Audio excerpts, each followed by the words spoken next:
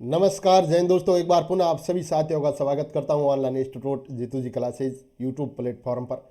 दोस्तों आज के इस सेशन में हम बात करेंगे रेट लेवल 1 के मॉडल टेस्ट पेपर के बारे में। और यहाँ पर आपको 150 महत्वपूर्ण क्वेश्चन प्रत्येक टॉपिक से देखने को मिलेगा इस वीडियो में।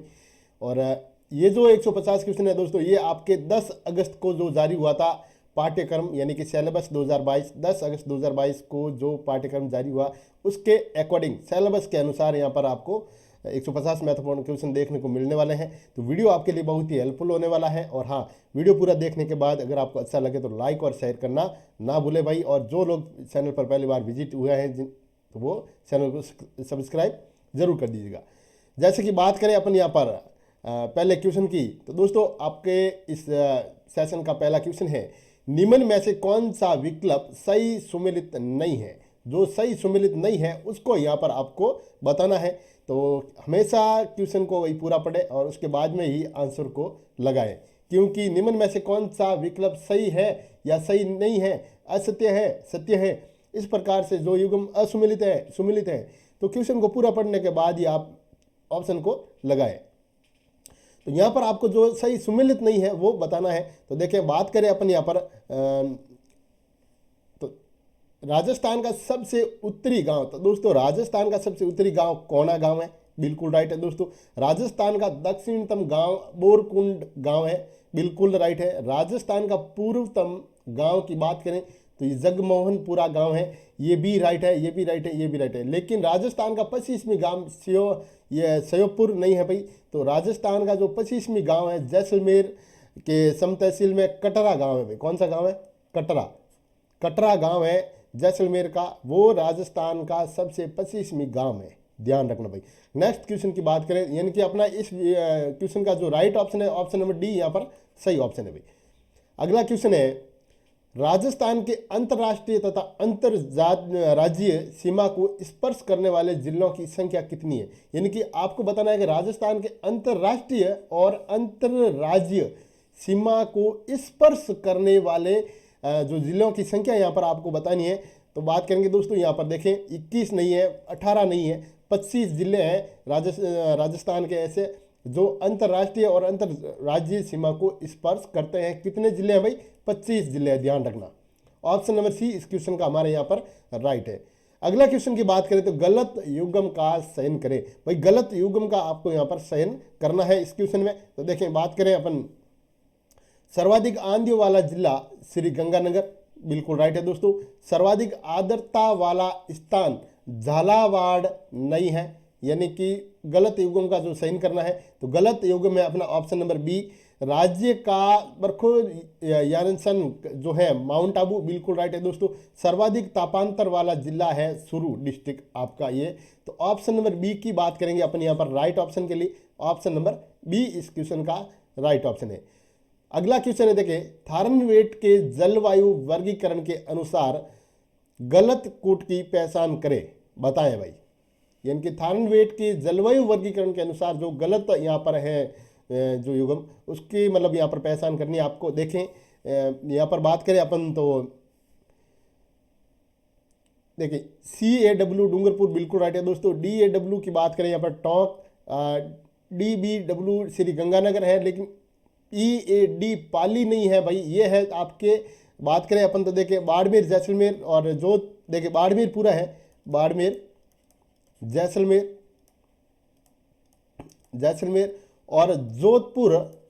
और बात करेंगे अपन जोधपुर और बीकानेर की दोस्तों। जोधपुर और बीकानेर का 25वीं भाग, यानी कि 25वीं भाग है जो इसमें आता है, इसके अंतर्गत आता है, पाली नहीं है। तो ऑप्शन नंबर डी है जो इस क्वेश्चन का सही ऑप्शन भाई, सही ऑप्शन है ऑप्शन नंबर डी।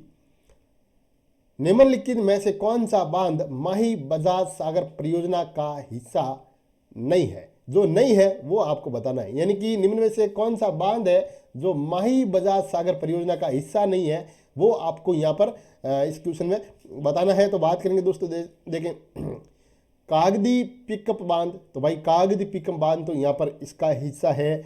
कडाना बांध की बात करें तो ये भी है, लेकिन जवाहर सागर बांध यहाँ पर इसका हिस्सा नहीं है। बजाज सागर बांध है। तो ऑप्शन नंबर सी हमारा इस क्वेश्चन का यहाँ पर राइट ऑप्शन है भाई, option number C is correct option.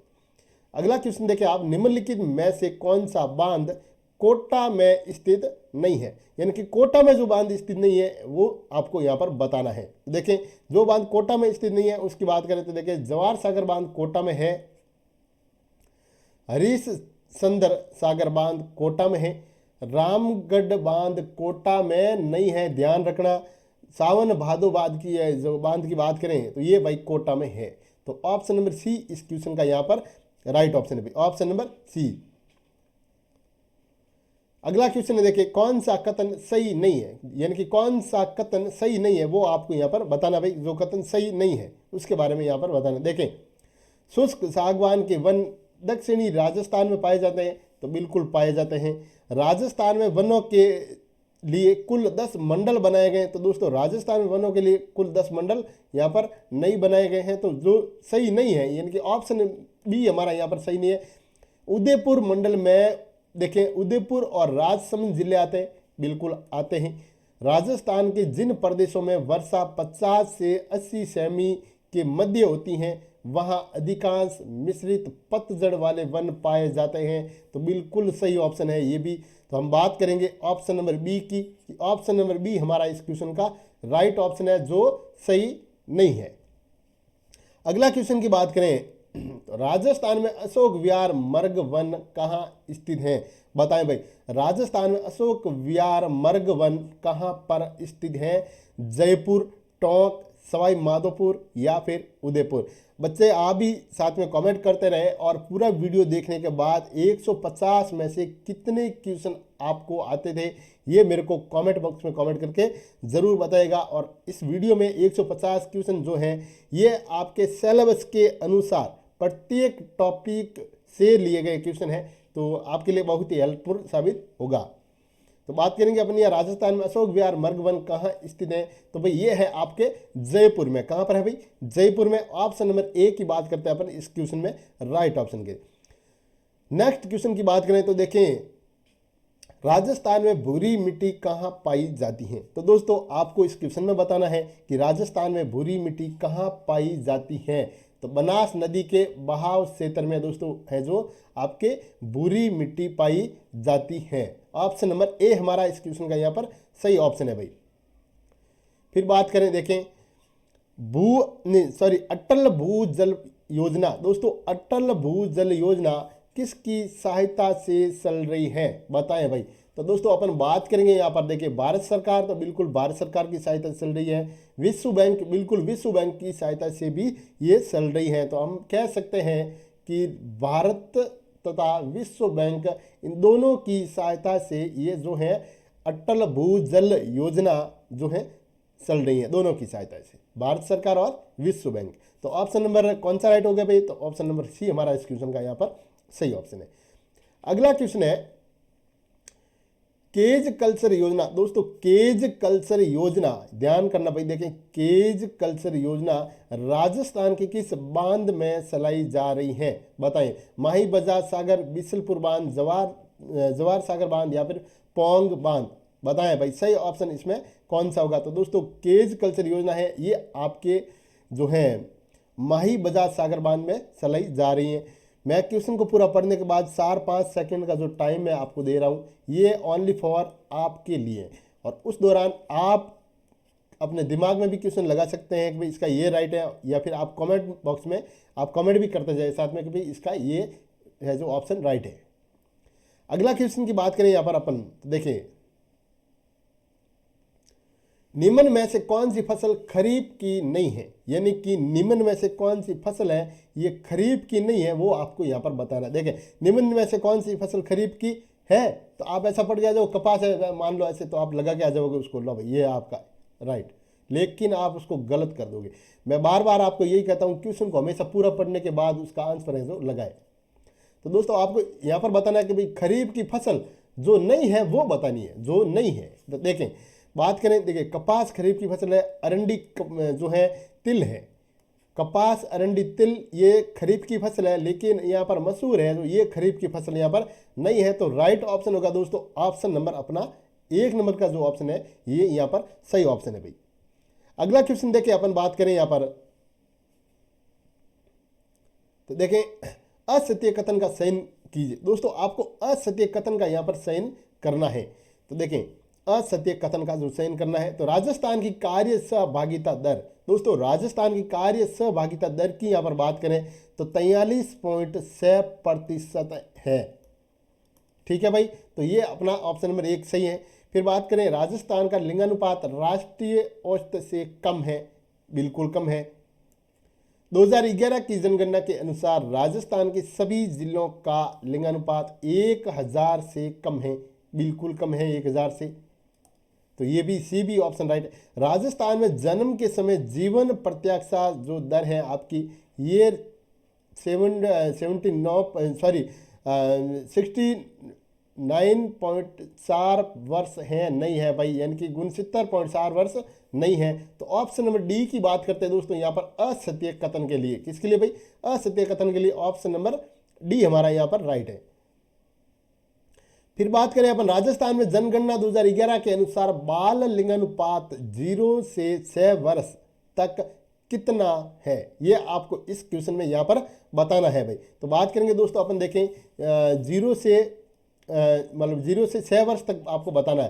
तो 919 नहीं है, 888 बिल्कुल राइट है दोस्तों, 888 यानी कि 888। तो ऑप्शन नंबर बी इस क्वेश्चन का आपके यहाँ पर राइट है। ये मैं आपको है ना ऐसे क्वेश्चन मान लो, देखो एक भाई 150 क्वेश्चन है, तो 150 क्वेश्चनों को अगर अपन ऐसे धीरे धीरे यहाँ पर सॉल्व करेंगे तो आपका भी टाइम ज़्यादा खराब होगा। इसलिए मैं आपको जो फटाफट ये रिवीजन की जो अकॉर्डिंग ये क्वेश्चन आपको सॉल्व करवा रहा हूँ, यानी कि जल्दी सॉल्व कराता रहा हूँ ताकि आपका भी टाइम खराब ना हो, है ना। तो फिर बात करते हैं, देखें अपन यहाँ पर ऑप्शन नंबर बी इस क्वेश्चन का यहाँ सही ऑप्शन है। अगला क्वेश्चन देखें, वालर नृत्य निम्न में से किस जनजाति से संबंधित है? दोस्तों वालर नृत्य निम्न में से किस जनजाति से संबंधित है? भील, रेबारी, ग्रासिया या फिर सहरिया, बताएं भाई। तो दोस्तों वालर नृत्य की अगर बात करें तो आपके ये है भाई ग्रासिया से संबंधित है, ग्रासिया जनजाति। ऑप्शन नंबर सी की बात करेंगे राइट ऑप्शन के लिए। बायोफ्यूल मिशन का गठन कब किया गया है? दोस्तों बायोफ्यूल मिशन का गठन है जो कब किया गया है, बताएं भाई। तो दोस्तों बायोफ्यूल जो मिशन है इसका गठन किया गया भाई 2005 में। कब किया गया? 2005 में। ऑप्शन नंबर बी अपना सही ऑप्शन है। अगला क्वेश्चन देखें, राजस्थान सरकार द्वारा राजस्थान जैव ईंधन नियम, दोस्तों राजस्थान सरकार के द्वारा राजस्थान जैव ईंधन नियम कब लाया गया, बताए भाई, यानी कि कब लाए गए? 2019, 18, 20 या फिर 21, बताएं भाई। तो बात करेंगे यहां पर अपन 2019 में। दोस्तों 2019 में है जो राजस्थान सरकार के द्वारा राजस्थान जैव ईंधन नियम जो है बनाया गया, लागू किया गया, ठीक है, 2019 में। अगला क्वेश्चन है, प्रदेश का पहला हाइड्रो एनर्जी प्रोजेक्ट। दोस्तों प्रदेश का पहला हाइड्रो एनर्जी प्रोजेक्ट कहाँ स्थापित किया गया है, बताएं भाई। कहाँ स्थापित किया गया, यहाँ पर जा रहा नहीं, किया गया है, ठीक है, एक ही बात है। प्रदेश का पहला हाइड्रो एनर्जी प्रोजेक्ट कहाँ स्थापित किया गया? शाहबाद, बारा, फुलेरा, जयपुर, झालावाड़ या फिर सबड़ा, बारा। तो दोस्तों सही ऑप्शन की बात करेंगे यहाँ पर 12 डिस्ट्रिक्ट है आपके यहाँ पर, लेकिन 12 डिस्ट्रिक्ट में शाहबाद में है भी। कहाँ पर है? शाहबाद में। तो ऑप्शन नंबर 1 हमारा यहाँ पर इस क्वेश्चन का सही ऑप्शन है। अगले क्वेश्चन की बात करें दोस्तों, तो निम्नलिखित को सुमेलित कीजिए, यानी निम्नलिखित जो भी आपके सामने यहाँ पर है उनको सुमेलित यहाँ पर आपको करना है। तो देखिए सुमेलित जो करना है, तो बात करेंगे सांद बावड़ी। तो दोस्तों सांद बावड़ी है जो आपके कहाँ पर है भाई? तो सांद बावड़ी दोस्तों आबानेरी में है, बिल्कुल देखें सांद बावड़ी है आबानेरी में। फिर है तिरमुख बावड़ी। तो दोस्तों तिरमुख बावड़ी है जो आप रहे, तिरमुखी बावड़ी है उदयपुर में है, बिल्कुल राइट है। नौलखा बावड़ी की बात करें तो नौलखा बावड़ी है डूंगरपुर में। रानी जी की बावड़ी की बात करें तो रानी जी की बावड़ी है भाई आपके बूंदी में। तो यहाँ पर बात करते हैं अपन, मान लो ये आपका ऑप्शन है जिसमें ए, बी, सी और डी है। तो देखें पहले का 4 नंबर है, फिर 2 नंबर, 3 नंबर और 1 नंबर। तो ये ऑप्शन आपका यहाँ पर सही हो जाएगा। ऑप्शन मैंने यहाँ पर लाया नहीं हूँ मैं। नेक्स्ट क्वेश्चन की बात करें तो देखें दिल्ली, जयपुर, चित्तौड़गढ़। दोस्तों दिल्ली, जयपुर, चित्तौड़गढ़ राष्ट्रीय राजमार्ग का नया नंबर क्या है, बताएं भाई। राष्ट्रीय राजमार्ग का जो है नया नंबर क्या है, ये आपको यहाँ पर बताना है। तो बात करेंगे दोस्तों अपन यहाँ पर देखें दिल्ली, जयपुर और चित्तौड़गढ़ का राष्ट्रीय राजमार्ग का जो नया नंबर है वो है आपके national highway number 48 NS 48। Option number C हमारा यहाँ पर सही ऑप्शन है भाई। निम्नलिखित में से किस स्थल का प्राचीन नाम ताम्रवती नगरी था, बताएं भाई। वो कौन सा सभ्यता स्थल है जिसका प्राचीन नाम ताम्रवती था, बताएं भाई। तो आड़ जो सभ्यता स्थल है आपका, बात करते हैं यहाँ पर आड़ के बारे में। तो आड़ है जो ये ताम्रवती नगरी था भाई, आड़। अगला क्वेश्चन है, ओस या जोधपुर में महावीर स्वामी को समर्पित जैन मंदिर का निर्माण किस शासक के काल में हुआ, बताएं भाई। यानी किस शासक के काल में हुआ? तो बाउक नहीं भाई, हरिश्चंद्र नहीं है, वत्सराज के शासन काल में हुआ भाई। किसके भाई? वत्सराज के शासन काल में क्या हुआ था? ओसिया ये गांव है जोधपुर का, ओसिया गांव में महावीर स्वामी को समर्पित है जैन मंदिर, इसका जो निर्माण है जो किस शासक के शासन काल में हुआ? तो आप बात करेंगे दोस्तों यहाँ पर वत्सराज के शासन काल में इसका जो निर्माण हुआ था। ऑप्शन नंबर सी राइट है भाई। सिनी यात्री अवेंग सॉन्ग ने राजस्थान के किस क्षेत्र की यात्रा की? दोस्तों कमेंट करते जाइए, और हाँ, जिन लोगों ने वीडियो को अभी तक लाइक नहीं किया है वो प्लीज़ वीडियो को लाइक कर दीजिएगा और शेयर कर दीजिए भाई, है ना, शेयर करते जाए। और जो लोग अभी तक सब्सक्राइब नहीं किया है वो सब्सक्राइब कर दीजिएगा भाई। सिनी यात्री अवेंग सॉन्ग ने राजस्थान के किस क्षेत्र की यात्रा की थी, बताइए। सरडा, रामगढ़, बैराट या फिर अविकापुरम? तो दोस्तों अवेंग सॉन्ग ने जो यात्रा की थी राजस्थान में, बात करेंगे अपन बैराट की, है ना भाई। ऑप्शन नंबर सी राइट है। पर्तियार वंश के शिलालेखों में राजकीय पदाधिकारियों का किस नाम से उल्लेख किया गया है? ऐसे ही क्वेश्चन आपको एग्जाम में देखने को मिलने वाले हैं। वीडियो बहुत ही इंपॉर्टेंट है आपके लिए। और हाँ, इस आपके एग्जाम से पहले मैं यहाँ पर आपको 100 model test paper REET level 1 और 2 दोनों का अलग अलग 100 मॉडल टेस्ट पेपर करवा दूंगा भाई एग्जाम से पहले। तो आपको अभी बताना है इस में कि भी पर्तियार वंश के शिलालेखों में राजकीय पदाधिकारियों का जो है किस नाम से उल्लेख किया गया। तो बात करेंगे दोस्तों यहाँ पर अपन देखें, अगर हार नहीं है भाई, राजपुरुष की बात करते हैं, राजपुरुष के नाम से इनका जो है यहाँ पर उल्लेख मिलता है देखने को। अकबर ने चित्तौड़ के दुर्ग पर कब अधिकार किया? तो दोस्तों अकबर ने चित्तौड़ के दुर्ग पर अधिकार कब किया था, ये आपको इस क्वेश्चन में यहाँ पर बताना है भाई। तो बात करते देखें फरवरी माह की, तो 25 फरवरी 1568 में है जो अकबर के द्वारा चित्तौड़ पर आक्रमण करके उस पर अधिकार कर लिया था। राजस्थान का सबसे बड़ा आवासीय किला विलेंग फोर्ट किसे माना जाता है, बताएं भाई। राजस्थान का सबसे बड़ा आवासीय अगर किले की अपन बात करें दोस्तों, तो देखिए आमेर नहीं है भाई, कुंभलगढ़ नहीं है, गागरोन नहीं है, चित्तौड़गढ़ दुर्ग की बात करें तो चित्तौड़गढ़ यहाँ पर ऑप्शन नंबर जो डी है अपना वो राइट ऑप्शन है भाई। अगला क्वेश्चन है देखें, अगला क्वेश्चन की बात करें तो जालीबाव बावड़ी। दोस्तों जालीबाव जो बावड़ी है और मामादेव का कुंड, देखें जालीबाव बावड़ी और मामादेव का कुंड याद कर लेना भाई, 2 बार देखें, एक इसको 2 बार पढ़ लो। जालीबाव बावड़ी और मामादेव का कुंड किस दुर्ग के अंदर स्थित है, बताए भाई, किस दुर्ग में ये स्थित है। तो अब बात करेंगे दोस्तों अपन कुंभलगढ़ दुर्ग में स्थित है। किस दुर्ग में है भाई? कुंभलगढ़ दुर्ग में स्थित है। क्या स्थित है? जालीबाव बावड़ी और मामादेव का कुंड है जो कुंभलगढ़ दुर्ग है, वहाँ पर ये देखने को मिलते हैं, वहाँ पर स्थित है। राजस्थान के उमर फारूक मेवाती का संबंध किस क्षेत्र से है? राजस्थान के उमर फारूक मेवाती का संबंध किस क्षेत्र से? जोधपुर, टोंक, अलवर या फिर नागौर, बताएं भाई। तो दोस्तों बात करेंगे यहाँ पर उमर फारूक मेवाती का जो संबंध है ये अलवर डिस्ट्रिक्ट से है भाई। कहाँ से? अलवर डिस्ट्रिक्ट है यहाँ से। अगला क्वेश्चन है राधा गोविंद संगीत सार। दोस्तों राधा गोविंद संगीत सार नामक ग्रंथ की रचना किसने की? इनके आपको बताना है कि राधा गोविंद संगीत सार जो ग्रंथ है इसकी रचना किसने की, इसके रचनाकार कौन है?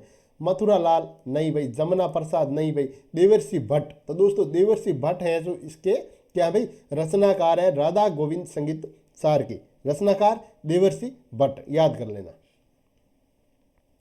द्रुपद गायकी का आरंभ किसके शासन काल में हुआ, बताएं भाई।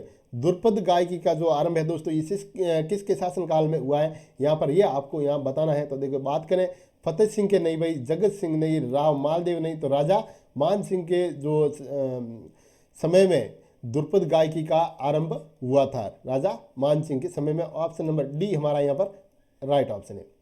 अगला क्वेश्चन है साथियों, आदिवासी समाज में दुर्घटना से मृत्यु होने पर, कुल मिलाकर जो आपको क्वेश्चन में बताना है वो मृत्यु से संबंधित है शब्द, ठीक है ना, होने पर आरोपी से वसूली जाने वाली क्षतिपूर्ति राशि क्या कहलाती है, बताएं भाई। तो देखिए यहाँ वापा नहीं कहलाती, जवेरा नहीं है भाई, मौताना। दोस्तों बिल्कुल मौताना किससे संबंधित है, तो आपको मृत्यु से संबंधित अगर कोई क्वेश्चन और टॉपिक में आता है तो आप लगा के आएंगे भाई मौताना, ठीक है।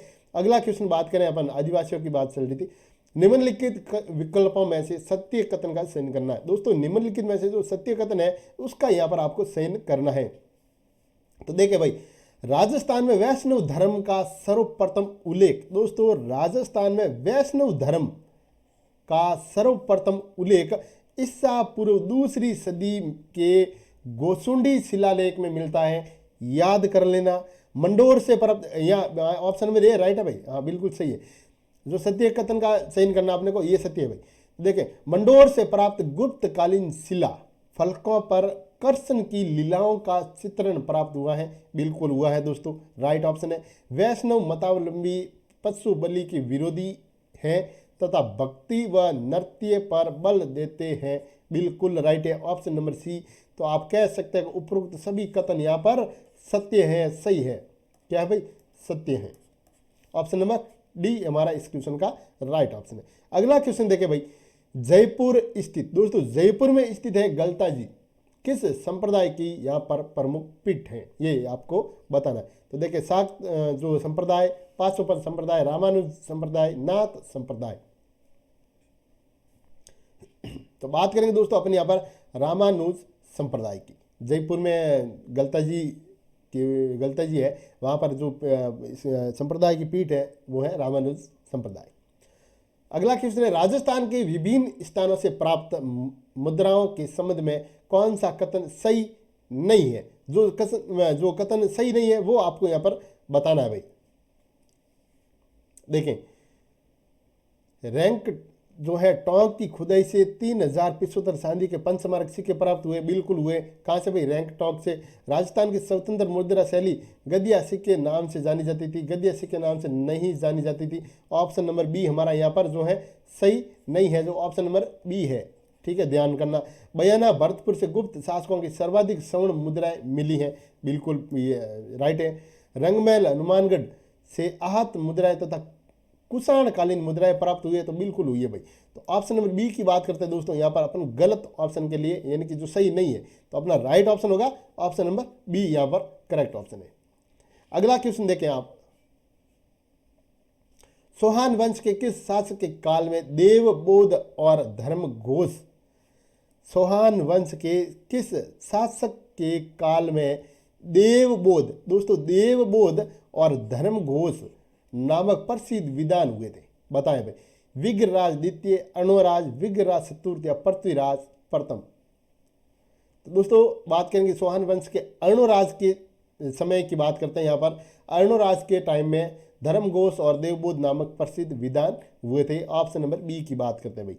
बानो क्या है दोस्तों, बानो यहाँ पर क्या है वो आपको बताना है। बानो, तो भाई बानो क्या है इसके बारे में देखें, बात करें अपन तो ऊंट के बालों से बना एक बिसावन नहीं है, विधवा स्त्रियों की ओढ़नी नहीं है, मोटे सूती कपड़े की चादर नहीं है, तो दूल्हे या दुल्हन की वेशभूषा, तो दोस्तों बिल्कुल राइट है, ये बानो है जो दूल्हे या दुल्हन की वेशभूषा है भी, ठीक है।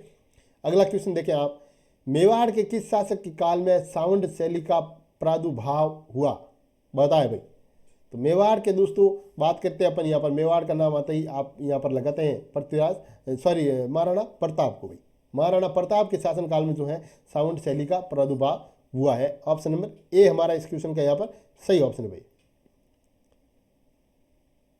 मेवाड़ शैली में सूर सागर, दोस्तों मेवाड़ शैली में सूर सागर का सर्वप्रथम चित्रांकन किस शासक के काल में किया गया, तो बात करेंगे यहाँ पर देखें, जगत सिंह प्रथम, जगत सिंह द्वितीय, महाराणा सांगा या महाराणा प्रताप। तो जगत सिंह प्रथम के शासनकाल में है जो यहाँ पर मेवाड़ शैली में सूर सागर का सर्वप्रथम चित्रांकन किया गया है? किसके शासनकाल में भाई? जगत सिंह फर्स्ट, प्रथम।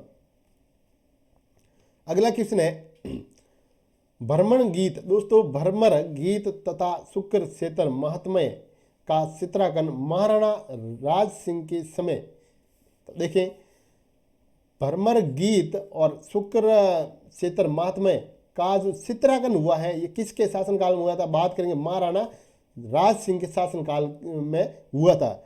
लेकिन किसके द्वारा किया गया ये आपको यहाँ पर क्वेश्चन में बताना है भाई, किसके द्वारा ये किया गया। तो बात करेंगे दोस्तों यहाँ पर अपन देखें केशवदास नहीं भाई, मनोहर नहीं भाई, साहबदीन, तो दोस्तों बिल्कुल राइट है, ऑप्शन नंबर सी यहाँ पर राइट है, साहबदीन के द्वारा इसका जो चित्रांकन किया गया है। किसके शासनकाल की बात करते हैं? राज सिंह के शासनकाल में किसका चित्रांकन हुआ है? तो भ्रमर गीत तथा शुक्र क्षेत्र महात्म्य का जो है चित्रांकन किया गया है साहिबदीन के द्वारा। जो चित्रकार है वो है साहिबदीन। अगला क्वेश्चन है दोस्तों, बात करें यहाँ पर अपन, तो देखें राजस्थान में हुए 1857 के विद्रोह में राजस्थान की कौन सी सैनिक छावनियों ने भाग नहीं लिया? जो एक साथ बताना आपको कौन सी सैनिक छावनियों ने भाग नहीं लिया वो बताना है। तो देखें यहाँ पर बात करें ऑप्शन नंबर डी की, तो दोस्तों बियावर और खैरवाड़ा ने जो है यहाँ पर भाग नहीं लिया। बियावर और खैरवाड़ा, देखिए बियावर और खैरवाड़ा, बियावर और खैरवाड़ा जो सैनिक छावनी थी इन्होंने यहाँ पर भाग नहीं लिया। अगला क्वेश्चन देखें 1857 की क्रांति के समय राजस्थान की AGG agent to governor general कौन थे? बताएं भाई।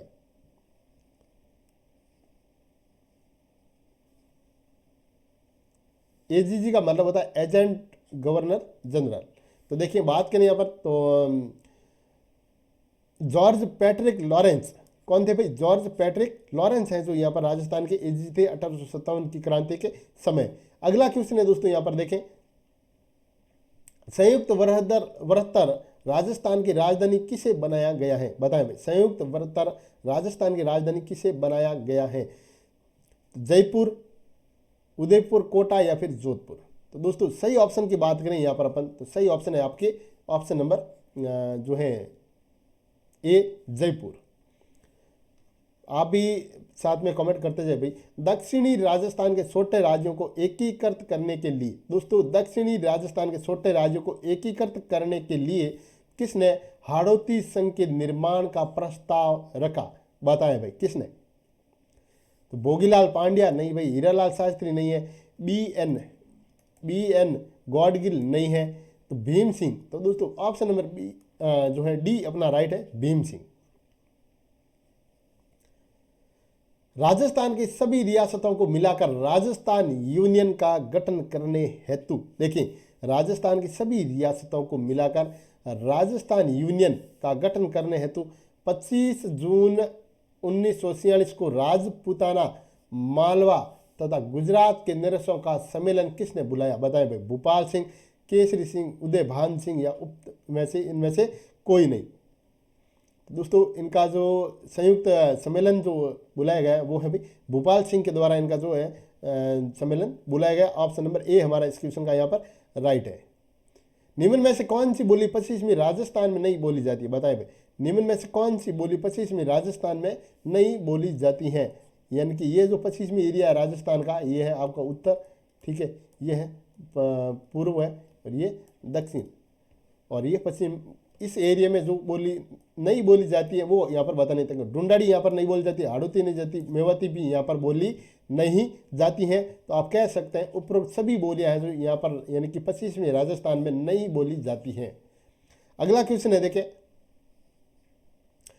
महाराजा मान सिंह द्वारा स्थापित पुस्तक प्रकाश, देखें पुस्तक प्रकाश जो है ये एक पुस्तकालय का नाम है। क्या है भाई? पुस्तकालय का नाम है। किसके द्वारा ये स्थापित किया गया? तो महाराजा मान सिंह के द्वारा स्थापित किया गया। आपको ये बताना है कि पुस्तक प्रकाश पुस्तकालय किस दुर्ग में स्थित है?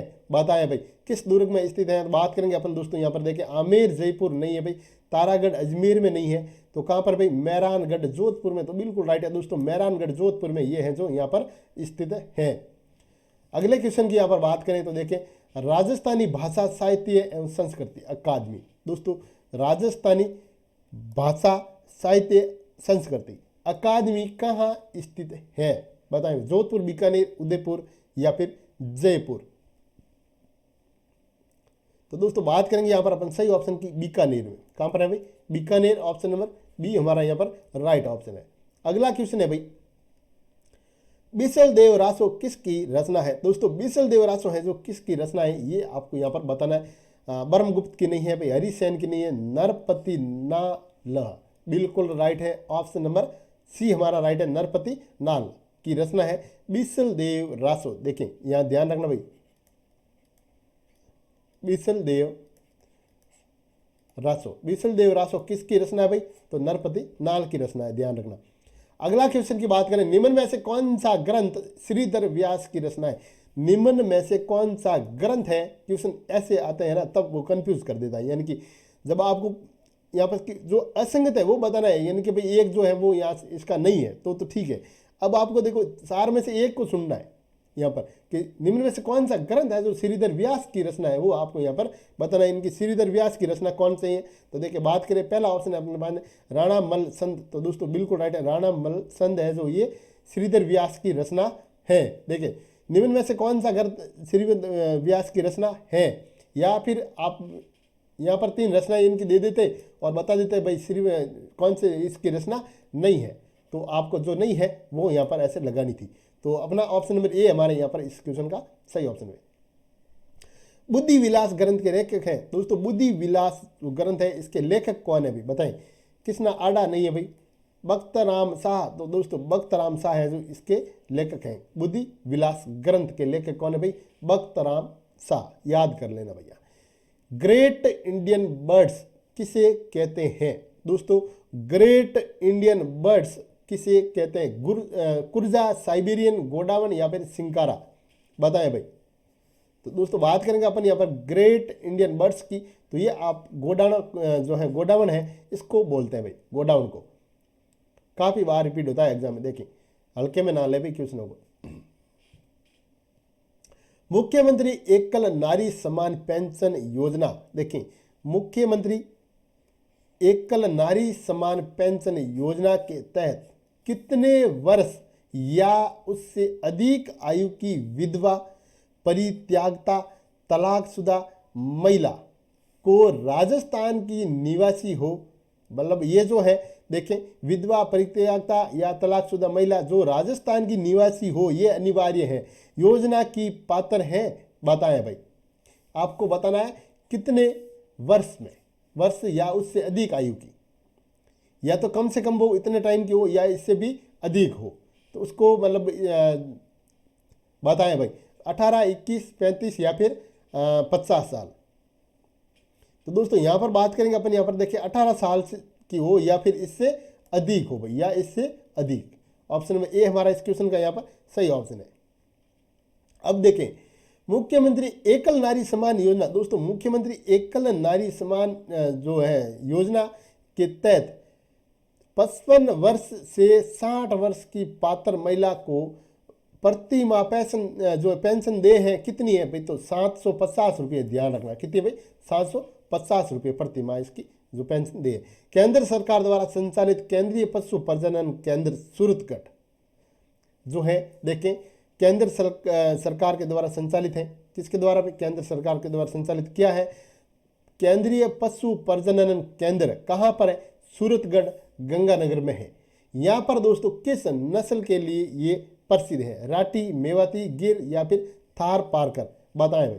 तो दोस्तों बात करेंगे अपन यहाँ पर, तो यहाँ जो है ये जो है थार पारकर नस्ल के लिए प्रसिद्ध है भाई, केंद्रीय पशु प्रजनन केंद्र सूरतगढ़, गंगानगर। स्तंभों का वन किस मंदिर को कहा जाता है? दोस्तों स्तंभों का वन किस मंदिर को कहा जाता है? तो बात करेंगे यहाँ पर अपन सीधे रणकपुर जैन मंदिर पाली को भाई, रणकपुर जैन मंदिर पाली को। अगला क्वेश्चन है, देखें पद्म भूषण से सम्मानित राजस्थानी खिलाड़ी हैं। तो दोस्तों पद्म भूषण से सम्मानित जो राजस्थान का जो खिलाड़ी है वो है राव राजा हनुत सिंह। राव राजा हनुत सिंह, पहला ही ऑप्शन हमारा यहाँ पर राइट है भाई।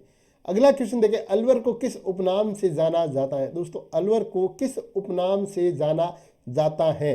तो देखिए अलवर को है जो पूर्वी राजस्थान का कश्मीर कहा जाता है, अलवर को राजस्थान का सिंह दरबार भी कहा जाता है। तो ए और बी यहाँ पर दोनों राइट है भाई, ए और बी, यानी कि ए व बी दोनों यहाँ पर सही है। राजस्थान में कोरियन इन्वेस्टमेंट जोन, दोस्तों राजस्थान में कोरियन इन्वेस्टमेंट जोन की स्थापना कहाँ की गई है, कहाँ पर हुई है कोरियन इन्वेस्टमेंट जोन की स्थापना राजस्थान में, ये आपको इस क्वेश्चन में बताना है भाई, बताएं भाई। तो दोस्तों बात करेंगे अपन यहाँ पर गिलोट में, कहाँ पर भाई, गिलोट में हुई है। ऑप्शन नंबर बी की बात करते हैं अपन राइट ऑप्शन के लिए। 2014-15 में गठित काउंसिल फॉर इंफ्रास्ट्रक्चर डेवलपमेंट का गठन किसकी अध्यक्षता में किया गया, बताएं भाई। 2014-15 में गठित जो है काउंसिल फॉर इंफ्रास्ट्रक्चर डेवलपमेंट का गठन किसकी अध्यक्षता में किया गया, ये बताएं भाई। वित्त मंत्री, उद्योग मंत्री, मुख्यमंत्री या इनमें से कोई नहीं। दोस्तों बात करेंगे यहाँ पर अपन सीएम, चीफ मिनिस्टर, यानी कि मुख्यमंत्री की अध्यक्षता में। ऑप्शन नंबर सी की बात करते हैं यहाँ पर सही ऑप्शन के लिए, ऑप्शन नंबर सी। अगला क्वेश्चन है, देखें राजस्थान के जो है महाधिवक्ता की नियुक्ति, राजस्थान क्या भाई ऑल भी राज्य जो भी हो, राज्य के महाधिवक्ता की जो नियुक्ति है वो कौन करता है, बताएं भाई। तो दोस्तों राज्य के महाधिवक्ता की जो नियुक्ति है ये मुख्यमंत्री नहीं करता भाई, मुख्य सचिव नहीं करता, तो राज्यपाल करता भाई। कौन करता है, राज्यपाल, ऑप्शन नंबर सी। दोस्तों वीडियो अभी तक जिन लोगों ने शेयर नहीं किया, शेयर कर दीजिए, और लाइक करने में आपका कुछ नहीं जाता भाई, वीडियो को लाइक जरूर कर दीजिए। और हाँ, जो लोग चैनल पर पहली बार विजिट किया है वो चैनल को सब्सक्राइब जरूर कर दीजिए भाई। मिलते हैं देखें अपन यहाँ पर अगले क्वेश्चन में। तो निम्नलिखित में से किसकी नियुक्ति राज्यपाल के द्वारा की जाती है, बताएं भाई। तो दोस्तों राज्यपाल के द्वारा जो नियुक्तियां की जाती है, देखें लोकायुक्त की नियुक्ति राज्यपाल करता है, राज्य निर्वाचन आयुक्त की नियुक्ति है जो राज्यपाल करता है, राज्य वित्त आयोग के अध्यक्ष की नियुक्ति राज्यपाल करता है, यानी कि ये सभी यहाँ पर जो है राज्यपाल के द्वारा नियुक्त किए जाते हैं। अगला क्वेश्चन है, देखें राजस्थान सरकार द्वारा नया पंचायती राज अधिनियम कब लागू किया गया। दोस्तों राजस्थान सरकार के द्वारा नया पंचायती राज अधिनियम कब लागू किया गया, बताएं भाई। 20 अप्रैल 1994, 20 अप्रैल 1995, 24 अप्रैल 1994 या 23 अप्रैल 1994, बताएं भाई सही ऑप्शन के बारे में बताएं। तो बात करेंगे दोस्तों अपन यहाँ पर 23 अप्रैल 1994 को, ऑप्शन नंबर डी, यानी कि 23 अप्रैल 1994 को नया पंचायती राज अधिनियम लागू किया गया है। अगला क्वेश्चन है, राजस्थान में राज्य निर्वाचन आयोग का गठन कब किया गया, बताएं भाई। दोस्तों बात करेंगे यहां पर अपन देखें जुलाई 1994 में, जुलाई 1994 में है जो राजस्थान में नया राज्य निर्वाचन आयोग का गठन किया गया है। राजस्थान में राज्य निर्वाचन आयोग का गठन है जो जुलाई 1994 में किया गया है।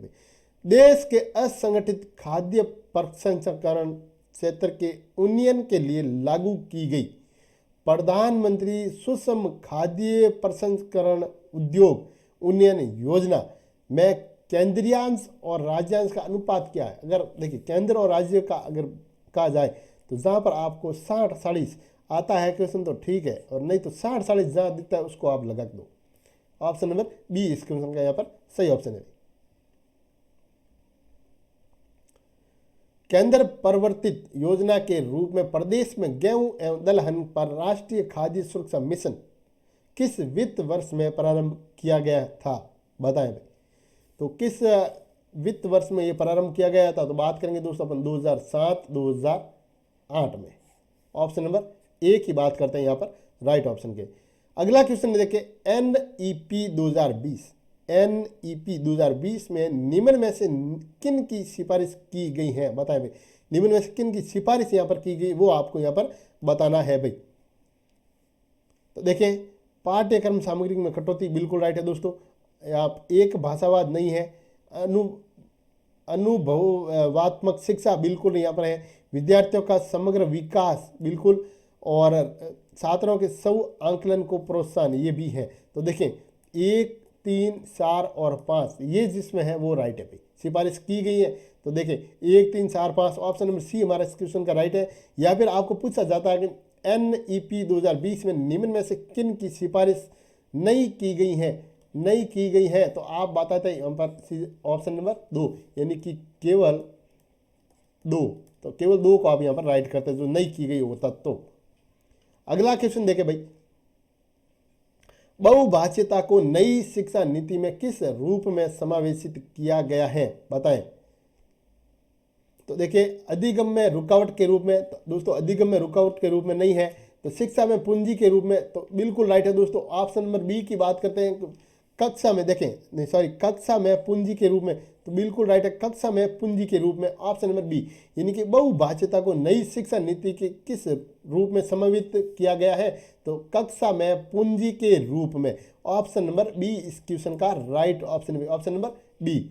अगला क्वेश्चन देखें, एनईपी 2020 में किसे प्रोत्साहित नहीं किया गया है, जिसे प्रोत्साहित नहीं किया गया है वो आपको यहाँ पर बताना है। तो देखें, जिसे प्रोत्साहित किया गया वो बता दूं मैं आपको। देखें, संप्रदायत्मक समझ बिल्कुल राइट है दोस्तों, पार्टी श्रेय कर विषय वस्तु में वृद्धि बिल्कुल राइट है। यहाँ पर प्रौद्योगिकी उपयोग का हतोत्साहन बिल्कुल ये भी है, इसको मतलब प्रोत्साहित किया गया है, लेकिन योगात्मक आंकलन को प्रोत्साहित नहीं किया गया है, क्योंकि आपको जो नहीं किया गया है वो बताना था अपने को। यहाँ पर ऑप्शन नंबर ए हमारा इस क्वेश्चन का यहाँ पर सही ऑप्शन है भाई।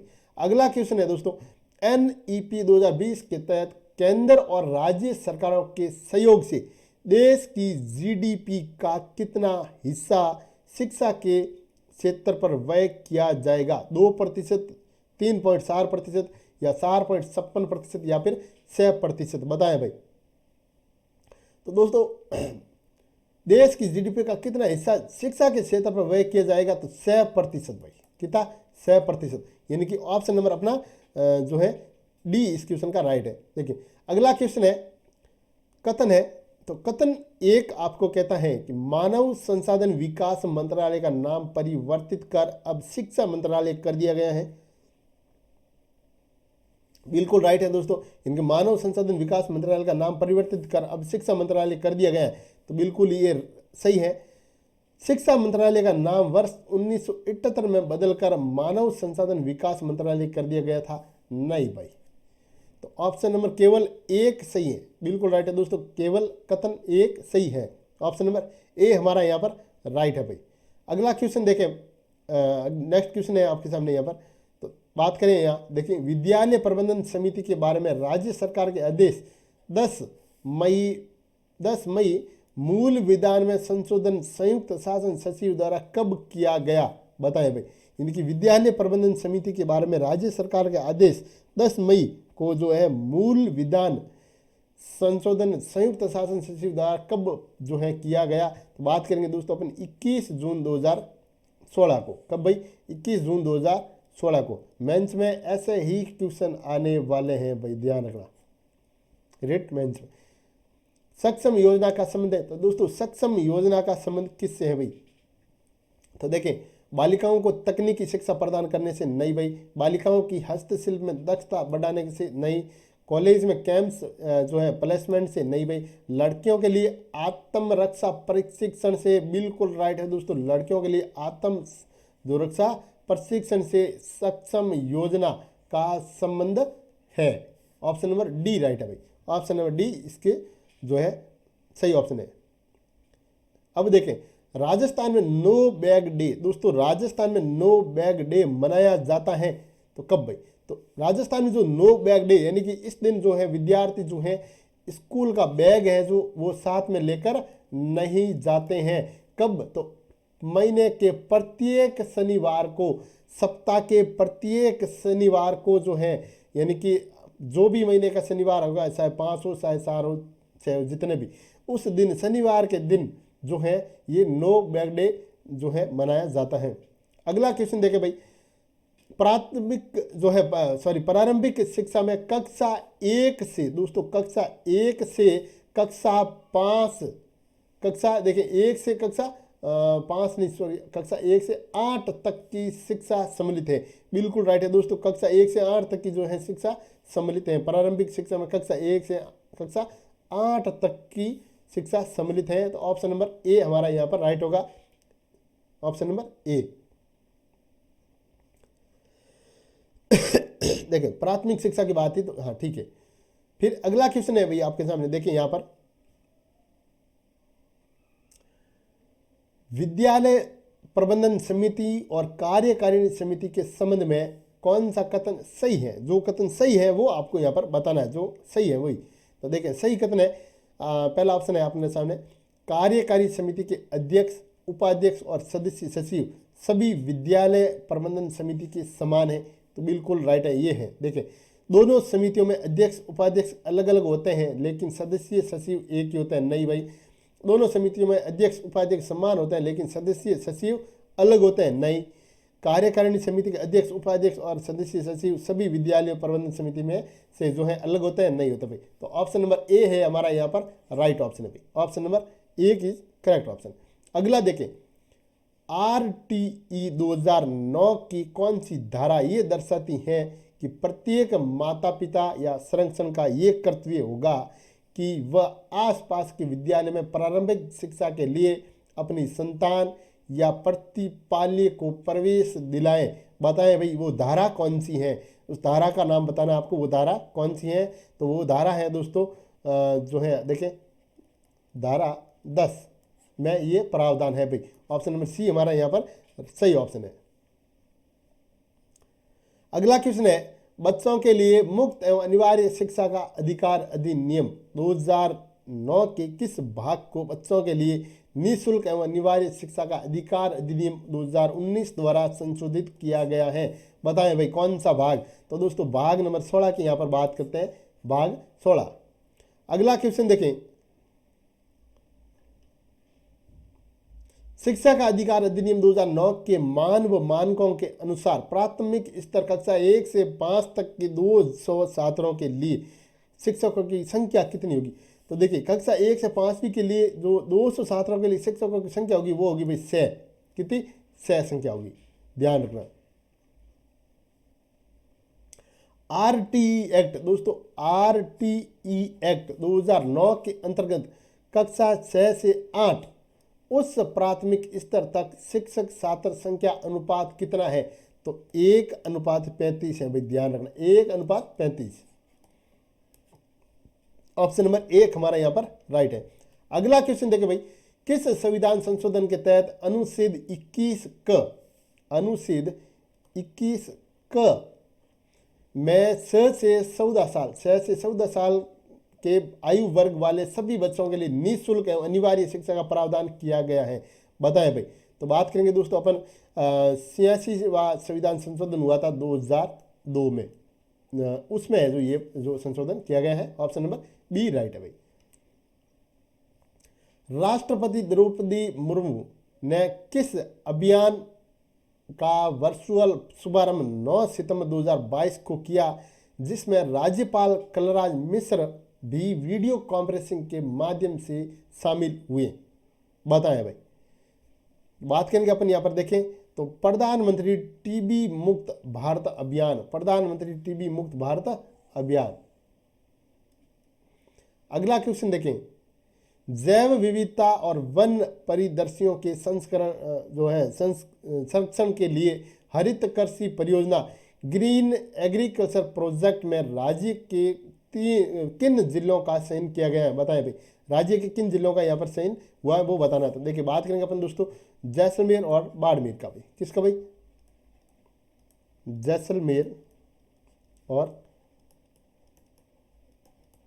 बाड़मेर।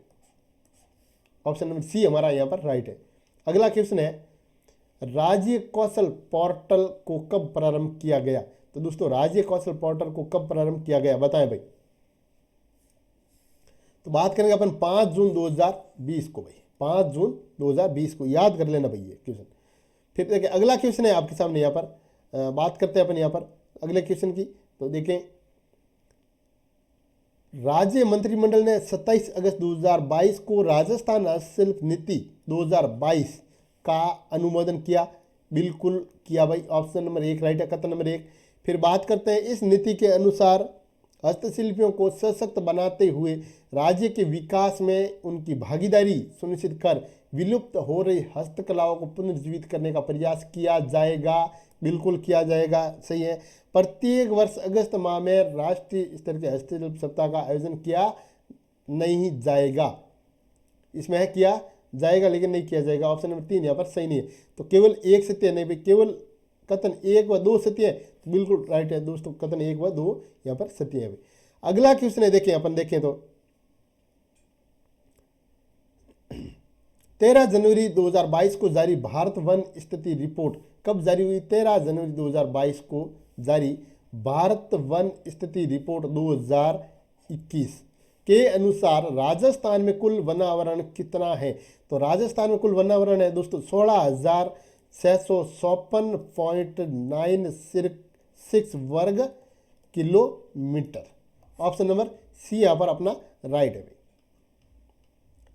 मुख्यमंत्री अशोक गहलोत ने राज्य में इको टूरिज्म को बढ़ावा देने के लिए प्रत्येक जिले में किस नाम से वाटिका खोलने के निर्देश 24 मई 2022 को दिए हैं? बताएं भाई।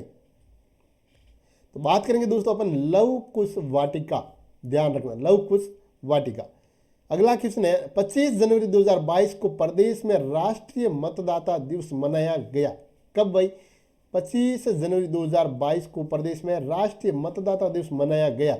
ये कौन सा मतदाता दिवस था? बताइए, 10वां, 12वां, 13वां या फिर 14वां?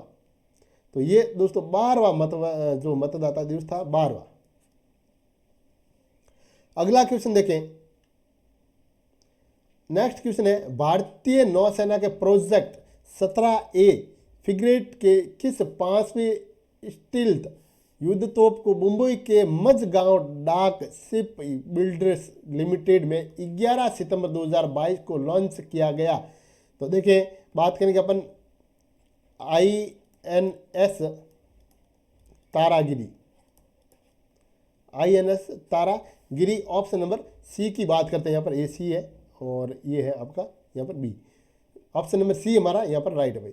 अगला क्वेश्चन देखें, निम्नलिखित में से 68वें राष्ट्रीय फिल्म पुरस्कारों में सर्वश्रेष्ठ फिल्म का पुरस्कार किस फिल्म को दिया गया है? बताएं भाई। तानाजी मंडेला, स्वरा राई पोंडू या फिर जो है फयूनरल? बताएं भाई, सही ऑप्शन इसमें से कौन सा है? तो दोस्तों बात करेंगे अपन यहाँ पे स्वरा राई पोट्टू। ऑप्शन नंबर सी राइट है भाई, स्वरा राई पोट्टू। अगला क्वेश्चन है, निम्नलिखित में से किस राज्य केंद्र शासित प्रदेश में हरियाली महोत्सव का आयोजन किया गया है? बताएं भाई। तो दोस्तों हरियाली महोत्सव का आयोजन यहाँ पर नई दिल्ली में किया गया है। कहाँ पर भाई? नई दिल्ली में किया गया है। अगला क्वेश्चन है, देखें अगला क्वेश्चन आपके आगे भाई, हिंदी के क्वेश्चन आगे आप देखें तो नवोडा। तो दोस्तों नवोडा का सही संधि विच्छेद व संधि है, तो देखो नवोडा का सही संधि विच्छेद देखें, नव प्लस उडा, नव प्लस उडा, ये है नवोडा का संधि विच्छेद। और इसमें संधि होगी वो है आपके गुण संधि। क्या भाई? गुण संधि। तो ऑप्शन नंबर सी हमारा यहाँ पर राइट है। अगला क्वेश्चन देखें, शाखा मर्ग शब्द में समास है। दोस्तों शाखा मर्ग शब्द में समास कौन सा है? तो इसमें समाज है भाई आपके बहुब्रीहि समाज है, ध्यान रखना। कौन सा समाज है? बहुब्रीहि। नेक्स्ट क्वेश्चन है, निम्न में से शुद्ध वर्तनी का चयन कीजिए। उज्ज्वल लिखा हुआ है आपके, तो उज्ज्वल ऐसे लिखा जाता है भाई, उज्ज्वल, यानी कि ज जो दो डबल आगा वो दोनों ही आधे से होंगे, उज्ज्वल। ऑप्शन नंबर बी हमारा यहाँ पर राइट है। अगला क्वेश्चन देखें, निम्नलिखित में से असंगत का चयन कीजिए। दोस्तों निम्नलिखित में से असंगत का यहाँ पर आपको चयन करना है। तो आसमान सिर पर उठाना, उद्यम मचाना या फिर अत्यधिक जिद करना, बिल्कुल राइट है। असंगत बताना, ठीक है। आसमान पर सडाना, अत्यधिक प्रशंसा करना, ये भी राइट है। आस्तीन का सांप होना, विश्वासघाती होना, राइट है। आकाश के तारा तोड़ना, सामान्य कार्य करना, इसमें ये असंगत है, ये नहीं है भाई। ऑप्शन नंबर डी यहाँ पर हमारा राइट ऑप्शन है। अगला क्वेश्चन देखिए आप, जातिवाचक शब्द के विषय में सत्य है। तो दोस्तों जातिवाचक विषय के शब्द में सत्य है। देखिए व्यक्तिवाचक संख्या बहुवचन के रूप में प्रयुक्त होकर जातिवादी संख्या बन जाती है, बिल्कुल बन जाती है, ठीक है। इस प्रकार से जातिवाचक संख्या के दो भेद है, दरुवाचक और समूहवाचक। दरुवाचक में आता है आपके देखिए सोना चांदी है, समूहवाचक में आपके आ जाएंगे देखिए सेना कुंज है, कक्षा है, ये समूहवाचक में आ जाएंगे, बिल्कुल राइट है। जातिवाचक संख्या में किसी व्यक्ति, वस्तु अथवा स्थान की समस्त जाति का बोध होता है, बिल्कुल होता है भाई। तो इसका मतलब है उपरोक्त सभी यहाँ पर सही है। कितनी संख्या है? 4, 5 और 6 से विभाज्य है। बताया भाई 400, 800, के बीच कितनी संख्या 4, 5, 6 से विभाजित है बताएं। तो है जो है 7 संख्या भी, कितनी 7 संख्या। अगला क्वेश्चन है, देखें ये मैथ के क्वेश्चन है। मैथ के क्वेश्चन आप लोगों को मैं यहाँ पर आंसर बताता जाऊँगा। उसके बाद देखिए प्रत्येक टॉपिक जो है क्वेश्चन लिए गए। आपको जो क्वेश्चन समझ में नहीं आए वो आप मेरे को जो कमेंट बॉक्स में बता देना भाई कि सर ये क्वेश्चन नंबर है जो समझ में नहीं आया, मैं उसको आपको मतलब ट्रिक से समझा के आपको वापस जो है सेंड कर दूंगा। अगला क्वेश्चन है, एक दुकानदार ने एक टीवी 2,000 रुपये में और एक रेडियो 750 रुपये में खरीदा। वह टीवी 20% के लाभ पर और रेडियो जो 5% हानि पर बेचता है। कुल हानि या लाभ कितना होगा उसको ये आपको यहाँ पर बताना है। कुल हानि और लाभ तो देखिए कुल लाभ ही होगा इसमें 362.50 रुपये का। अगला क्वेश्चन है, एक चुनाव में 3 प्रत्याशियों ने चुनाव लड़ा। देखें वीडियो के डिस्क्रिप्शन में 1-2 वीडियो में डाल रहा हूँ इससे संबंधित, जहाँ पर आपके 10 टॉपिक 10 तरह के जो क्वेश्चन यहाँ पर चुनाव से बनने वाले क्वेश्चन है वो आपको मैं एक अलग वीडियो में समझा रखा है मैंने, पुराना वीडियो मेरा, वो जरूर देख लीजिएगा। आपका एक भी क्वेश्चन यहाँ पर गलत नहीं होगा। एक चुनाव में 3 प्रत्याशियों ने चुनाव लड़ा। पहले प्रत्याशी को 40% और दूसरे को 36% मत मिले। यदि मतों की कुल संख्या 37,000 थी तो तीसरे प्रत्याशी को कितने मत मिले ये आपको यहाँ पर बताना है। अभी तीसरे प्रत्याशी को यहाँ पर कितने मत मिले तो देखिए 8,640 मत उसको यहाँ पर प्राप्त होते हैं। ऑप्शन नंबर बी राइट है। अगला क्वेश्चन देखें भी, आप अगले क्वेश्चन के बारे में बात करें तो देखें 250 की राशि पहले वर्ष में 4% और दूसरे वर्ष में 8% की चक्रवृद्धि ब्याज पर कितनी हो जाएगी। तो कितनी हो जाएगी तो 280.80 रुपया हो जाएगी। ऑप्शन नंबर बी हमारा यहाँ पर इस क्वेश्चन का राइट है भाई। अगला क्वेश्चन देखें, पानी के वाष्पीकरण की क्रिया पेड़ों के किस भाग में होती है बताएं। पानी के जो वाष्पीकरण की जो क्रिया है दोस्तों ये पेड़ों के किस भाग में होती है। तो तना में नहीं होती भाई, तो जो है स्टोमेटा में है जो होती हैं। ऑप्शन नंबर बात करें अपन तो बी अपना यहाँ पर इस क्वेश्चन का सही ऑप्शन है। अगला क्वेश्चन है, निम्नलिखित में से कौन सी सबसे बड़ी ज्ञात कोशिका है बताएं भाई। लार्जेस्ट कैनो सेल कौन सी सबसे बड़ी ज्ञात कोशिका है तो हम बात करेंगे, देखा अपन शुतुरमुर्ग का अंडा। ऑप्शन नंबर डी यहाँ पर राइट है। दूध को दही में बदलने, देखो दूध को दही में बदलने में उपयोग किए जाने वाले उत्प्रेरक का नाम बताइए दोस्तों, बताएं भाई उत्प्रेरक का नाम। तो बात करेंगे अपन जो है लैक्टेज। ऑप्शन नंबर सी। अगला क्वेश्चन है, यदि कोई वस्तु किसी सतह पर फिसलती है तो उनके बीच गति का प्रतिरोध करने वाला बल क्या कहलाता है। घर्षण। क्या कहलाता भाई, घर्षण कहलाता है, घर्षण। ऑप्शन नंबर बी राइट है। अगला क्वेश्चन है, प्रकाश में, देखें प्रकाश में जो है निर्वात सबसे तेज गति से यात्रा करता है। देखिए निर्वात, प्रकाश में निर्वात है जो सबसे तेज गति से यात्रा करता है। अगला क्वेश्चन है आपके सामने यहाँ पर, राजस्थान के क्षेत्रफल की दृष्टि से सबसे बड़े 2 जिलों में क्षेत्रफल का अंतर कितना है तो 10,000 वर्ग किलोमीटर। ध्यान रखना भाई, लगभग। अगला क्वेश्चन है, निम्न में से किस शासक ने चांदी का सिक्का रुपया प्रारंभ किया। निम्न में से किस शासक ने चांदी का सिक्का रुपया प्रारंभ किया तो बात करेंगे अपन शेरशाह की। राजस्थान रिफाइनरी पचपदरा के बारे में निम्न में से कौन सा कथन सही नहीं है। जो कथन सही नहीं है वो आपको यहाँ पर बताना है। तो देखिए बात करें, इसमें SPCL का हिस्सा 80% तथा राजस्थान का 20% नहीं है भाई। इसकी परियोजना लागत 43.129 करोड़ है, बिल्कुल राइट है। ये देश की पहली ऐसी परियोजना है जिसमें रिफाइनरी व प्रोटोकेमिकल जो कॉम्प्लेक्स का सम्मिश्रण है, बिल्कुल है, ठीक है, बी है, सी भी राइट है। ये SPCL तथा राजस्थान सरकार का संयुक्त उपकरण है, बिल्कुल है भाई। तो बात करेंगे अपन यहाँ पर देखें कौन सा सही नहीं है तो 1 नंबर यहाँ पर सही नहीं भाई। कौन सा सही नहीं है, 1 नंबर। विश्व का सबसे ऊंचा पठार कौन सा है तो दोस्तों विश्व का सबसे ऊंचा पठार इनमें से कौन सा, ये आपको बताना है। तो बात करेंगे यहाँ पर अपन, देखो छोटा नागपुर का पठार, छोटा नागपुर का पठार है जो इनमें से सबसे ऊंचा है। अगला क्वेश्चन है, संविधान सभा के सदस्य CS वेट्राचारी किस रियासत के प्रशासनिक अधिकारी थे बताएं भाई। तो बात करेंगे दोस्तों अपन, वो जोधपुर रियासत के प्रशासनिक अधिकारी थे। कहाँ के भाई? जोधपुर रियासत के। अनुनासिक उच्चारण दोष है, तो दोस्तों अनुनासिक उच्चारण दोष है किसका भाई? तो बात करेंगे अभ्यास संबंधी, अभ्यास संबंधी। अगला क्वेश्चन है, बालक का सीखना किस पर निर्भर करता है? दोस्तों बालक का सीखना किस पर निर्भर करता है? तो भाषा की वर्णमाला और शुद्धता पर। किस पर भाई? भाषा की वर्णमाला और शुद्धता पर। अगला क्वेश्चन है, अध्यापक द्वारा पाठ योजना तैयार करने के पीछे कौन सा उद्देश्य निहित होता है? बताएं भाई। तो प्रभावी शिक्षण निहित होता है, प्रभावी शिक्षण। अगला क्वेश्चन है, परियोजना विधि का आधारभूत सिद्धांत क्या है? तो दोस्तों परियोजना जो विधि है इसका आधारभूत जो बात करें अपन सिद्धांत क्या है? तो देखिए उद्देश्य है, बिल्कुल है, रोचकता है, क्रियाशीलता है। तो उपरोक्त सभी यहाँ पर इसके आधारशीलता है, यानी कि सभी सही है। अगला क्वेश्चन की बात करें, निम्न में से कौन सा पद अच्छा प्रश्न पत्र बनाने के लिए आवश्यक है? बताएं भाई, निम्न में से कौन सा पद है जो अच्छा प्रश्न पत्र बनाने के लिए आवश्यक है? प्रश्न पत्र डिजाइन का निर्माण, बिल्कुल है। ब्लू प्रिंट या आधार पत्र का निर्माण, बिल्कुल राइट है। प्रश्न पत्र का संपादन का विश्लेषण, ये भी है। तो उपरोक्त सभी, ऑप्शन नंबर जो है डी हमारा यहाँ पर राइट है।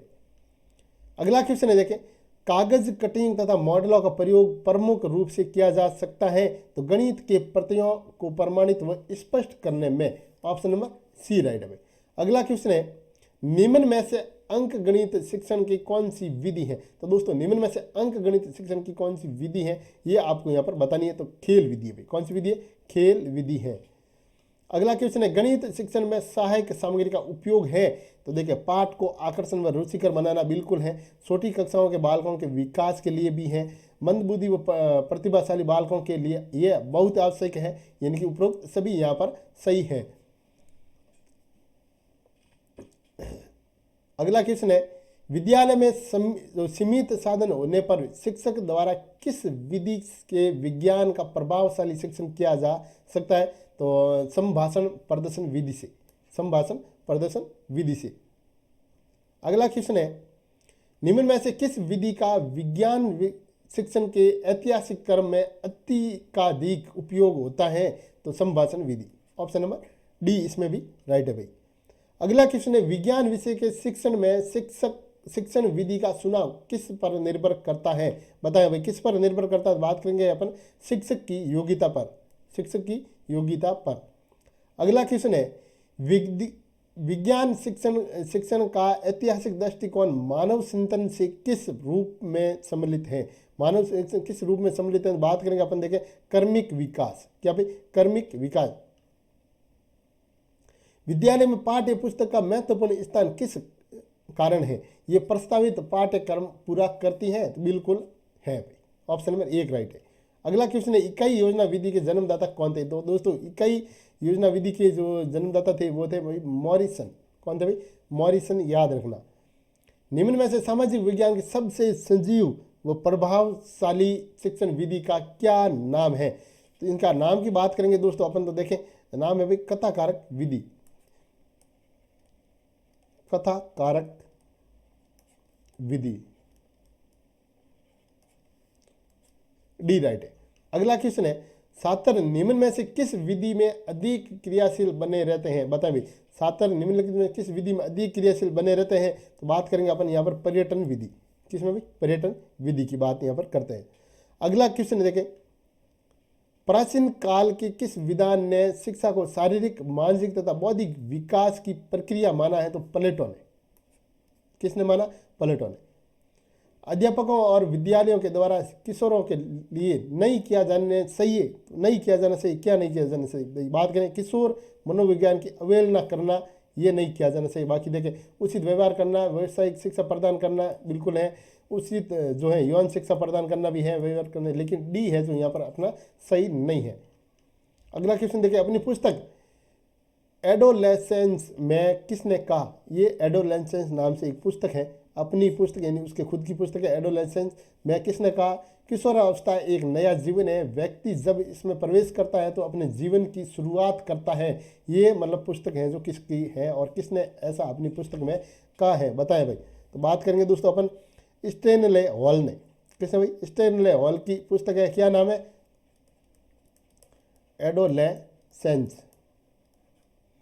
इस पुस्तक में उसने कहा है भाई किशोरावस्था एक नया जीवन है, व्यक्ति जब इसमें प्रवेश करता है तो अपने जीवन की शुरुआत वो करता है। अधिगम से तात्पर्य, तो दोस्तों अधिगम से क्या तात्पर्य है, देखो ध्यान से सुन लेना, मैं यहाँ पर सही ऑप्शन है वही बता रहा हूँ।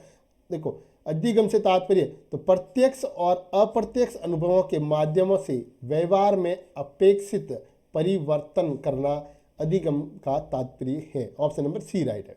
आशु बैल के अनुसार किस प्रकार के सीखने में समस्या का समाधान निहित होता है, बताएं भाई। तो बात करेंगे अपन यहाँ पर खोजपूर्ण सीखने में, किसके भाई, खोजपूर्ण सीखने में। अगला क्वेश्चन की बात करें यहाँ पर देखें,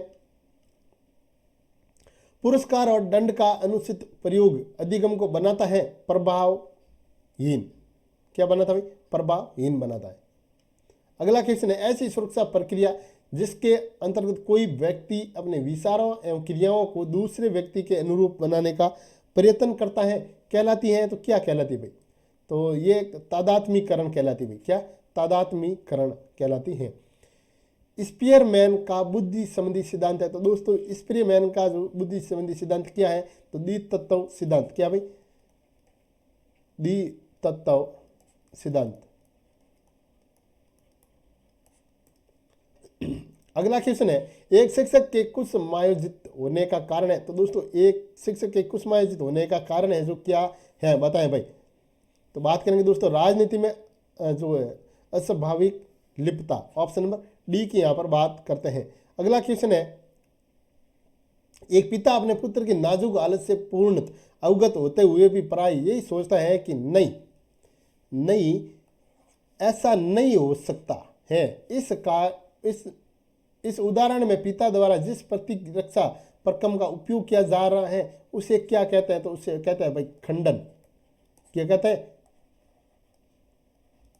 खंडन कहते हैं, ध्यान रखना।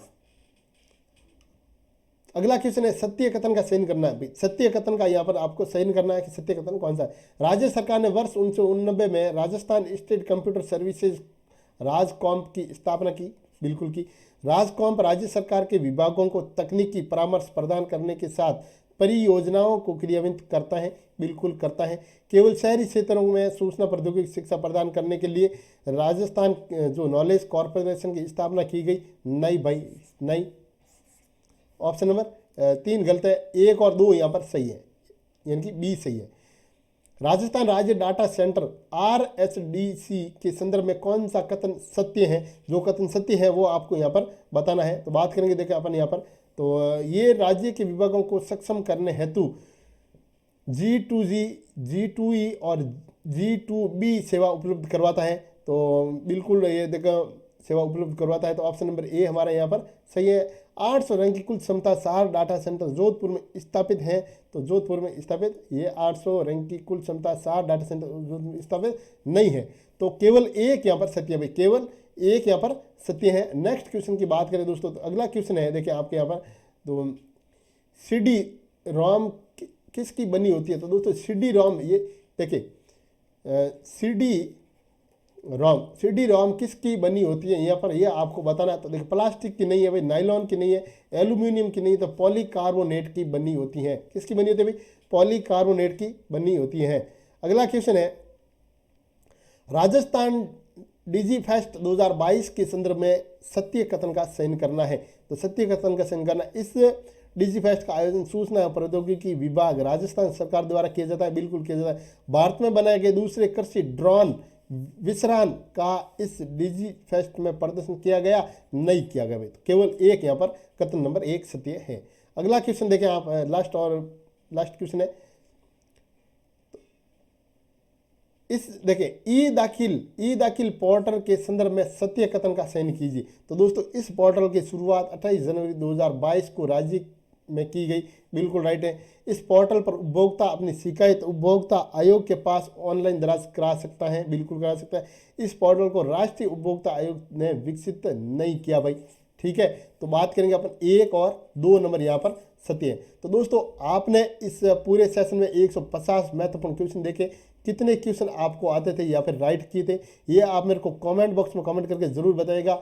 और हाँ, इस चैनल पर आपको एक बार और कह देता हूँ, 100+100 यानी कि 100 टेस्ट आपके लेवल 1 और लेवल 2 के 100 मॉडल टेस्ट पेपर आपको एग्ज़ाम से पहले पहले यहाँ पर करवा दिए जाएंगे, और प्रत्येक में आपको 150 क्वेश्चन मिलेंगे, और उसके अतिरिक्त आपको 30, कभी 50 तो कभी 100 ऐसे जो राजस्थान जीके से बनने वाले महत्वपूर्ण क्वेश्चन, ज्योग्राफी से बनने वाले महत्वपूर्ण क्वेश्चन, ये अलग से 50 मॉडल टेस्ट पेपर और यहाँ पर आपको एग्जाम से पहले पहले करवा दिए जाएंगे। तो यहाँ पर आप जो है ये आपके लिए बहुत ही उपयोगी जो है साबित होने वाला है, हेल्पफुल साबित होने वाला है। तो मिलते हैं दोस्तों नेक्स्ट क्लास में, तब तक के लिए जय हिंद, जय भारत।